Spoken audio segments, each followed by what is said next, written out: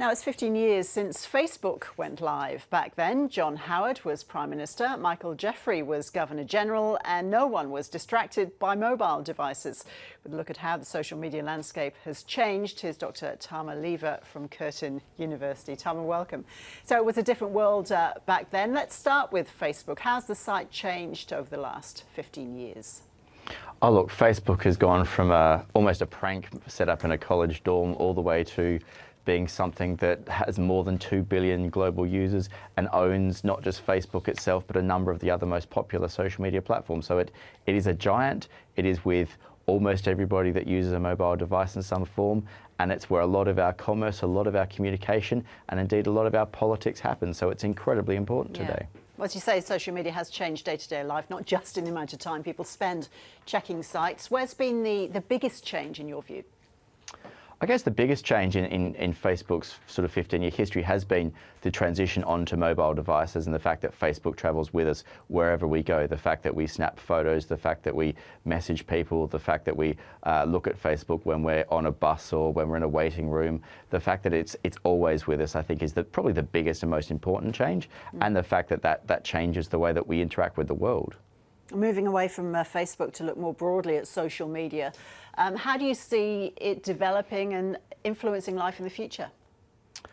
Oh, look, I think social media is part and parcel of how we communicate, how we interact, how intimacy and commerce happen today. I think it's going to continue to grow, but I think in the last year or two we've seen a real pushback about big platforms like Facebook having so much personal data of ours without being transparent about how it's used. And I think we're going to see a lot more people interested and asking big platforms to really be transparent, to say what they're doing with our data. We know we get to use Facebook for free.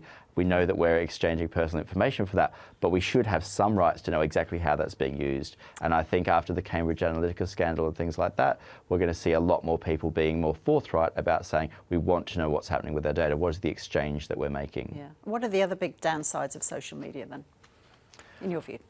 Oh, look, I think social media is, we've seen a huge shift towards the visual in the last 5 years. I mean, the fact that Facebook very successfully purchased Instagram a few years ago was one of their canniest moves. I think the visual is far more important than it used to be. I think the fact that we communicate in pictures and videos more than we ever have, and probably more than, it's more important than any other form right now. And I think we'll see that probably, while Facebook is the one that we always talk about, I think it's Facebook's other apps, so it's Instagram and WhatsApp, they're going to be the real growth areas as Facebook probably stagnates, having reached more than 2 billion users means they don't really have that much room to grow right now. Tama, thank you.